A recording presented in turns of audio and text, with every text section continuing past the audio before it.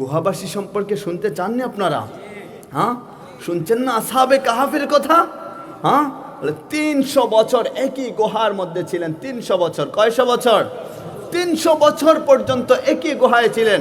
7 যুবক সেখানে ছিল, সাথে একটা কুকুরও ছিল। ওইখানে যখন ওনারা ছিলেন কি করে বলে, ঈসা আলাইহিস সালামের ধর্মের কয়েকজন ভালো ব্যক্তিবর্গ ছিলেন। ঈসা আলাইহিস সালামের ধর্মের মধ্যেই যখন প্রচার প্রসার হচ্ছিল, মুশরিক তখন বের হয়ে গেছিল। ওনারা প্রতিবাদ করতেন। রাজ দরবারের মানুষই ওনারা ছিলেন। হায়, যখন রাজ দরবার তখনকার জামানার যারা পরাক্রমশালী ছিল, ওনারা বুঝতে পারল যে এই 7 যুবক ওনারা ওনাদের ধর্ম প্রচার করে, আল্লাহকে এক বলে স্বীকার করে, আল্লাহর সাথে কাউকে কখনো শরীক করে না। তো ওনাদেরকে হত্যা করার জন্য ওরা পায়তারা শুরু করে দিল। তো ওরা সিস্টেম কইরা কৌশলে আল্লাহর নির্দেশে একটা গুহার মধ্যে আশ্রয় নিল। আমি সংক্ষেপে আপনাদেরকে বলতেছি, খুব সংক্ষেপে বোঝানোর চেষ্টা করতেছি। তো ওই গুহার মধ্যে যখন ওনারা থাকলো, ওই লোকেরা খুঁজতে খুঁজতে, জালেম বাহিনীরা খুঁজতে খুঁজতে গুহা পর্যন্ত গেল, কিন্তু ওনাদেরকে খুঁজা পাইল না। ওই নির্দেশ তো মালিকের, আপনি কোথায় থাকবেন, কাছেই থাকবেন, আপনাকে কেউ খুঁজা পাবে না। ওইটা তো মালিকের হুকুম ছাড়া আর কিছুই না। দেখবেন বিপদ চলে আসে, গাড়ি আপনার উপর দিয়ে চলে যাবে, তবু উপর থেকে আমাদেরকে কে রক্ষা করে? চিৎকার দিয়ে বলেন না, কে রক্ষা করে? প্রতিটি ক্ষেত্রে আমরা ইনশাআল্লাহ বলবো। তো গুহাবাসী ওই গুহার মধ্যে যখন তারা আশ্রয় নিয়েছিল, আশ্রয় নেওয়ার পরে জালিমরা এসে যখন তাদেরকে পায় নাই, তো 300 বছর পর্যন্ত আল্লাহ তাদেরকে সেখানে রাখছেন। যখন ফজর হইতো, ফজরের সময় ডান কাঁধে তারা ঘুমাইতো। যখন মাগরিব হইতো, মাগরিবের সময় বাম কাঁধে তারা ঘুমাইতো।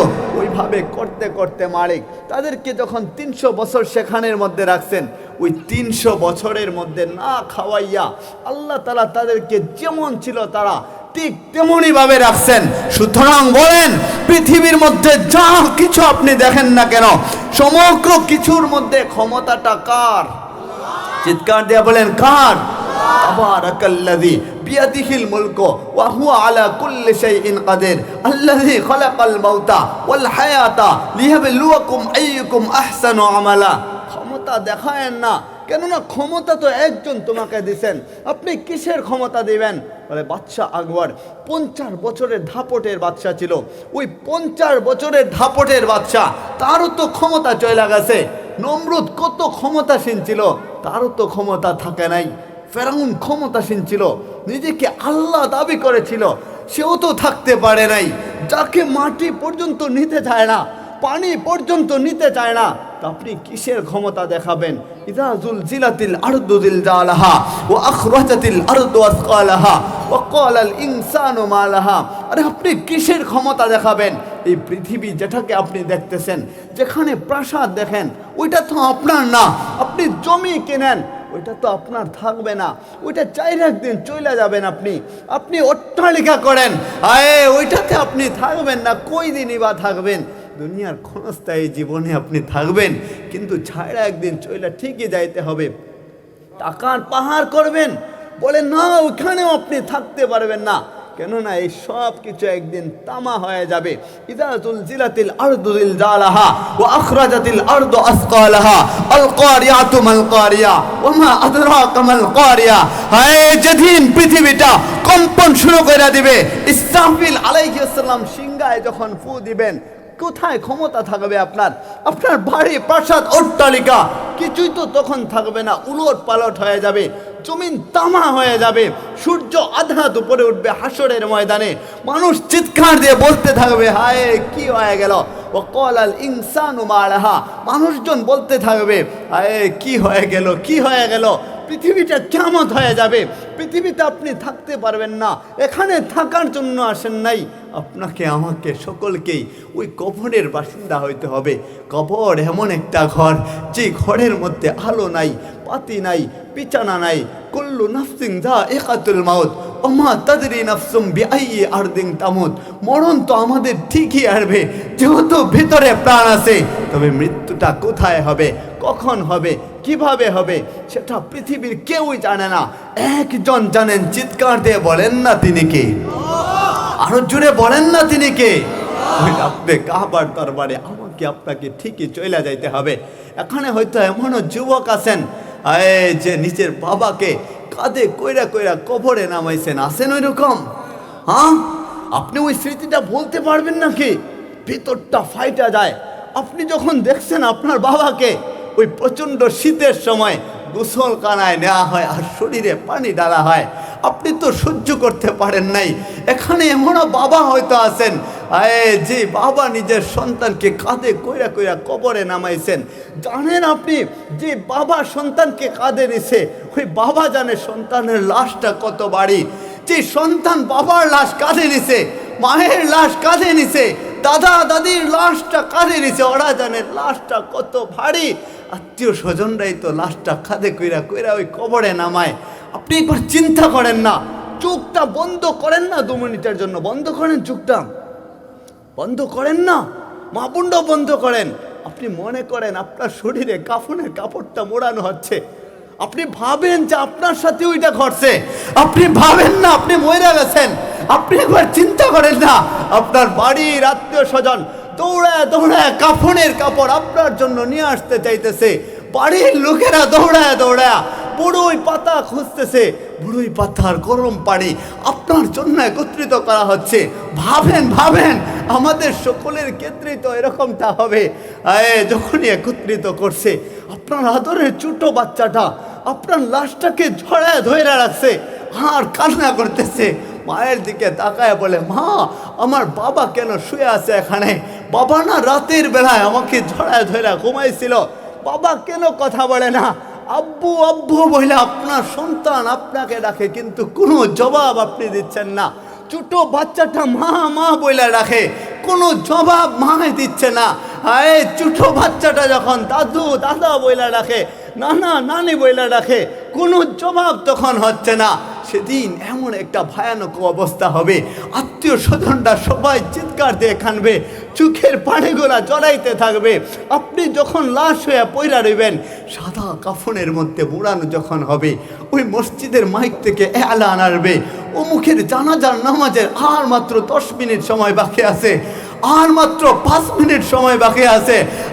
এই কথাটা যখন আপনার মা শুনবে, বলেন মা কি সহ্য করতে পারবে? আপনার সন্তান যদি হয়, যদি আপনার কানের মধ্যে যায় কথাটা পৌঁছে, আপনি কি সহ্য করতে পারবেন? যদি আপনার বাবা হয়, আপনি সহ্য করতে পারবেন না। যদি আপনার বেলা হয়, মা সহ্য করবে না।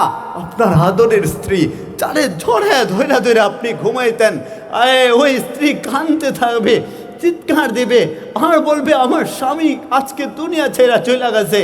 যেখানে ঘরে ফিরা না আসলে আমার স্বামী আমাকে ছাড়া খানা খাইতো না, বাচ্চাকে ছাড়া খানা খাইতো না, আজকে স্বামী চলে গেছে, ওই অন্ধকার ঘরে একা একা কি করে থাকবে? আমার স্বামী কিভাবে একা একা থাকবে? যদি স্ত্রী মরে যায় তাহলে স্বামী কান্না করবে। ঘরের মধ্যে যাকে যায় দেখা হইতো, প্রথমেই স্ত্রী একটা গ্লাস পানি নিয়ে আসতো, বলতো খাও না পানি, একটু বসো না। যদি গরম হইতো তাহলে গরমের সময় হাত পাকা নিয়ে আইসা বাতাস করতে থাকতো। আজকে ওই স্ত্রীটা কবরের বাসিন্দা হয়ে গেছে। বলেন স্বামী কি কইরা সহ্য করবে?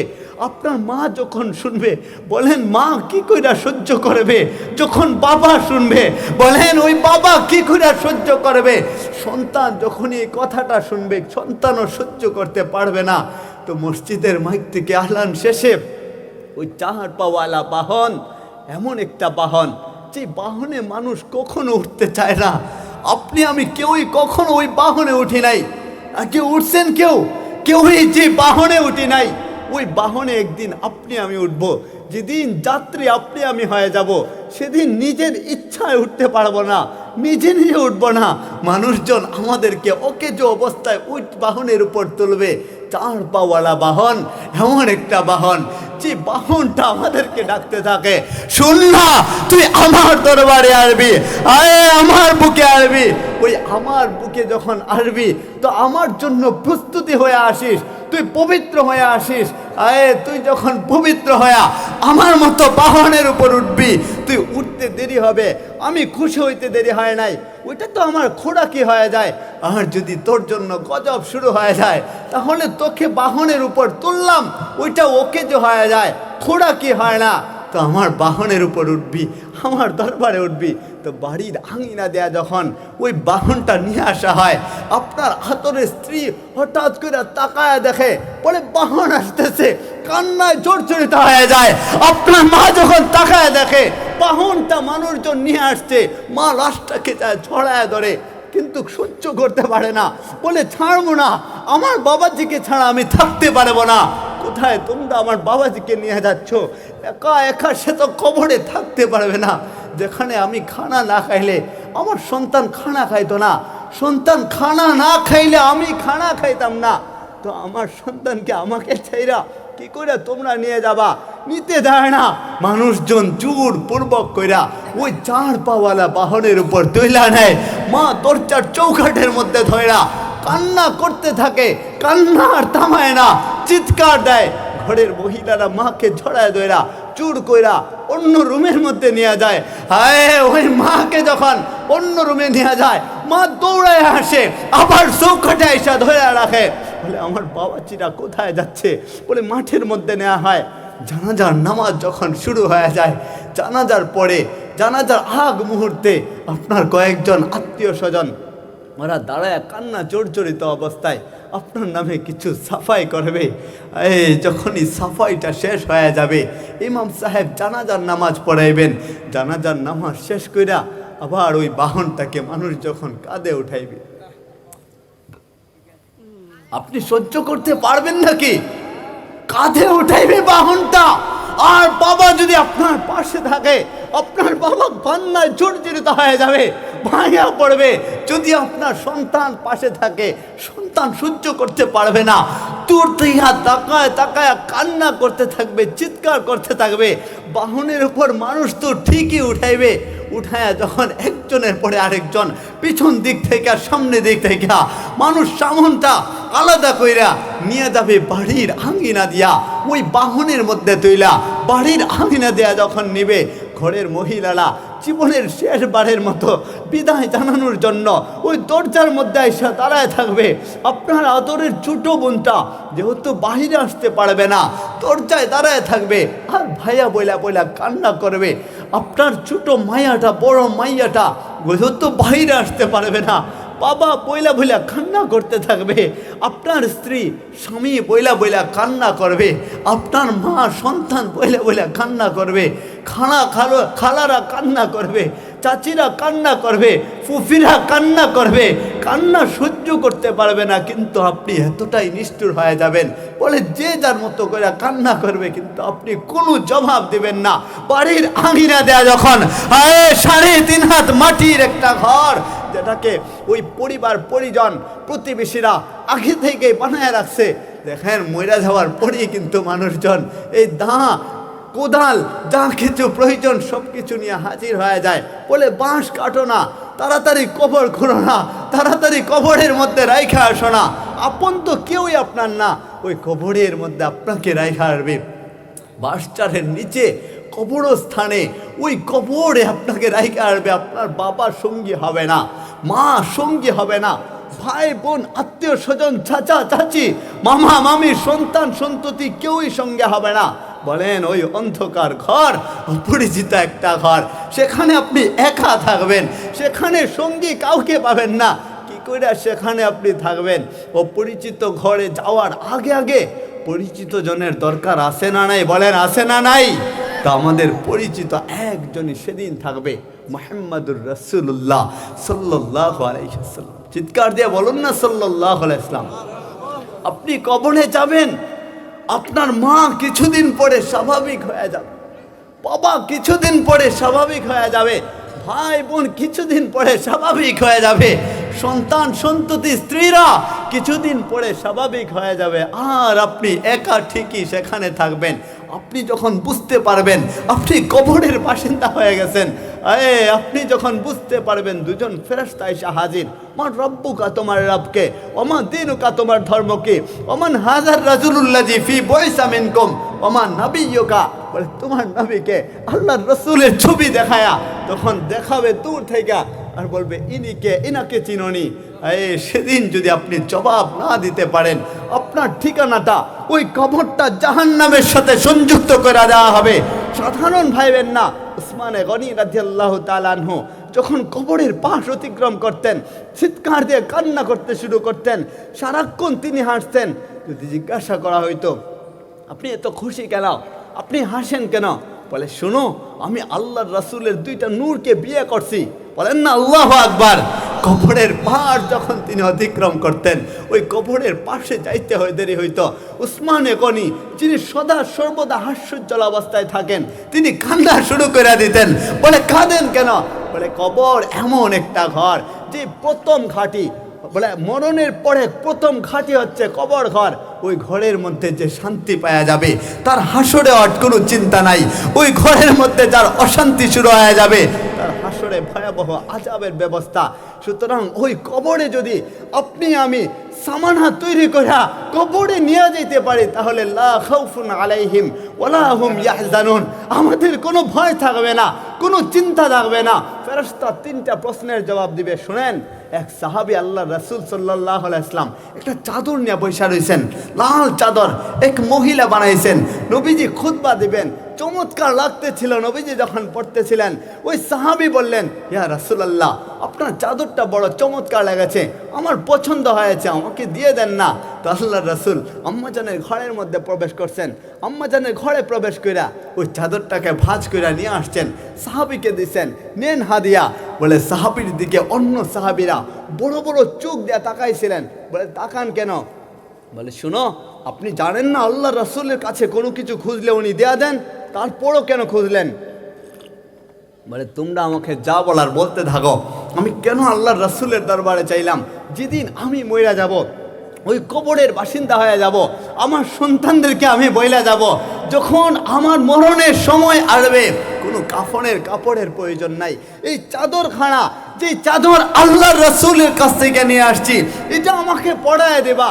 কবরে মুনকার নাকির আসবে, আমাকে জিজ্ঞাসা করবে মান রব্বুকা, তোর রবকে, ওমা দীনুকা তোর ধর্মকে, ওমান হাযার রাজুলুল্লাযী ফি বয়সা মিনকুম। যখন আল্লাহর রাসূলের ছবি দেখাইবে তখন আমি বলবো শোনো আমাকে তো প্রশ্ন করে কোনো লাভ নাই। বলে কেন প্রশ্ন করব না? বলে শোনো আমার গায়ের মধ্যে এমন একটা চাদর, দু জাহানের বাদশা যেই চাদরটা গায়ে দিয়েছেন, ওই চাদর আপনি কি দেখেন না? আল্লাহর রাসূলের চাদর গায়ে দিয়ে আসি, এত প্রশ্ন আমাকে করো না। যেখানে আল্লাহর রাসূল সাল্লাল্লাহু আলাইহি ওয়াসাল্লামের চাদর গায়ে দেওয়ার কারণে এত সাহস আল্লাহ দিয়েছেন, সেখানে আল্লাহর রাসূলের পরিপূর্ণ সিরত যদি আপনার জীবনের সাথে সাজাতে পারেন, আপনার কি আর কোনো চিন্তা আছে নাকি? তো ওই হাসরের ময়দানে যেদিন আপনি দাঁড়াবেন, যেদিন আপনার হাসরের ময়দান কায়েম হয়ে যাবে, আল্লাহ রাসূল সাল্লাল্লাহু আলাইহি ওয়াসাল্লাম, ওই লম্বা কাহিনীর দিকে যাচ্ছি না, আপনাদের সময় নষ্ট হচ্ছে তাই না? বিরক্ত হচ্ছেন আপনারা, রাগ হচ্ছেন? হ্যাঁ, যেদিন ওই হাসরের ময়দানটা কায়েম হয়ে যাবে, আল্লাহ রাসূল সাল্লাল্লাহু আলাইহি ওয়াসাল্লাম যখন উঠবেন, চিৎকার দিয়ে বলবেন আইনা উম্মতি ইয়া জিবরাইল, আমার উম্মতগুলা কোথায়? জিবরাইল আমিন বলবেন কসম খোদার করে বলি আপনি ছাড়া কেউ এখন পর্যন্ত উঠে নাই। তো আপনার আমার নবী ওই মুহাম্মদুর রাসূলুল্লাহ যখন উঠবেন, হাসরের ময়দান কায়েম হয়ে যাবে, ভয়ানক অবস্থা তখন শুরু হয়ে যাবে, জাহান্নাম চিৎকার দেওয়া শুরু করবে। তখন আল্লাহ রাসূল সাল্লাল্লাহু আলাইহি ওয়াসাল্লাম আমাদের জন্য সেজদায় পড়ে থাকবেন। তো আপনার আমার নবী এই পৃথিবীতে আসছেন আপনাকে আমাকে ওই কবরের সঠিক পথ দেখানোর জন্য। হাসরের ময়দানে কিভাবে মালিকের দরবারে পাইচা যাইতে পারি, ওই হাসরের ময়দানের সুলতান তো আমার আল্লাহ আমাদের নবীজিকে বানাইছেন, হাসরের ময়দানের সুলতান বানাইছেন, হাউজে কাউসারের সুলতান বানাইছেন আমাদের নবীজিকে। তো আমাদের নবীজি আপনার আমার জন্য দুনিয়া থেকেই ওই সেজদায় পড়া পড়া হাসরের ময়দানেও সেজদায় পড়া থাকবেন। সুতরাং আল্লাহ রাসূলের সুন্নাহ যদি আমার যুবক ভাইরা তাদের জীবনের সাথে সেট আপ করে নিতে পারে, কসম খোদার করে বলি আজকে আমি ওয়াদা করে গেলাম আপনি একটা সুন্নত আল্লাহর রাসূলকে মোহাব্বত করে যদি আপনার জীবনের সাথে সেট আপ করেন, ওই এক সুন্নত আপনাকে জান্নাত পর্যন্ত নিয়ে যাবে ইনশাআল্লাহ। আমার বুড়া বাবাজিরা একবার ভাবেন, আপনি বলেন যে বয়স আমাদের 35 হয়ে গেছে, বয়স 50 হয়ে গেছে, 60, 70, 65, 55 হয়ে গেছে, 45 হয়ে গেছে, এবার মালিকের দরবারে মাপ চাইব কি করে? তো মালিক বলে, শুনো, প্রথম ধাপের কথা, আসসালাতু ইলা সলাতি কাফারা, এক নামাজ থেকে অন্য নামাজের সময় আসতে দেরি হয়, গেফ যতটুকু সময় থাকে আপনি নামাজে দাঁড়াইতে দেরি হয়, মালিক গেফেরটা মাফ করতে দেরি করে না। যদি আপনি বলেন শুধু এই গেফেরটা মাফ হইলে হয় কি করে? আল জুমাতু ইলাল জুমাতি কাফারা, এক জুমাবার থেকে অন্য জুমাবারে পা রাখতে দেরি হয়, পুরা সপ্তাহটা আল্লাহ মাফ করতে দেরি করেন না। যদি বলেন এটাও হয় না, কম হয়ে যায়, তাইলে মালিক বলে আর রমাদানু ইলার রমাদানি কাফারা, এক রমাদান থেকে অপর রমাদান মাস আসতে দেরি হয়, মালিক পুরা বছরেরটা মাফ করতে দেরি করে না। যদি বলেন এটাও হয় না, মালিক বলে ইউহিব্বুত তাওয়াবিনা ওয়া ইউহিব্বুল মুতাতাহহিরিন, আপনি পবিত্র হয়া তওবা করবেন, হায় তওবা করতে দেরি, মালিক আপনার পুরা জীবনেরটা মাফ করতে দেরি করবে না ইনশাআল্লাহ। তাই আসেন, আমাদের অনেকেই কবরের বাসিন্দা হয়ে গেছে, অনেক মুর্দেগান আছেন, আজকের আয়োজনটা আপনারা করেছেন ওই মুর্দেগানদের রুহের মাগফিরাত কামনায়। তা আপনি আমি তো একদিন কবরের বাসিন্দা হব, ওই আগামী প্রজন্মরা আমাদের জন্য দোয়া করবে, আমাদের জন্য এভাবে মাহফিলের আয়োজন করবে। এর জন্য প্রত্যেক মুর্দেগানের জন্য দোয়া করার দরকার আছে না নাই? বাবা মায়ের জন্য দোয়া করব, ওনাদের স্মৃতিগুলা মনের মধ্যে রাখা, ওনাদের জন্য দোয়া করব, আত্মীয় স্বজনের জন্য দোয়া করব, সকলের জন্য দোয়া করব। কিছু অগুছালো আলোচনা আপনাদের মধ্যে রেখেছি, আপনারা আমার জন্য দোয়া করবেন। যদি কোনো ভুলভ্রান্তি হয়ে থাকে, রব্বে কাবা যেন আমাদেরকে মাফ করে দেন। আর যা কিছু আলোচনা করলাম, আল্লাহ সুবহানাহু ওয়া তাআলা যেন আপনাকে, আমাকে, সকলকে, মা বোনদেরকেও যেন আমল করার তৌফিক দান করেন। চিৎকার দিয়ে বলুন না আমিন।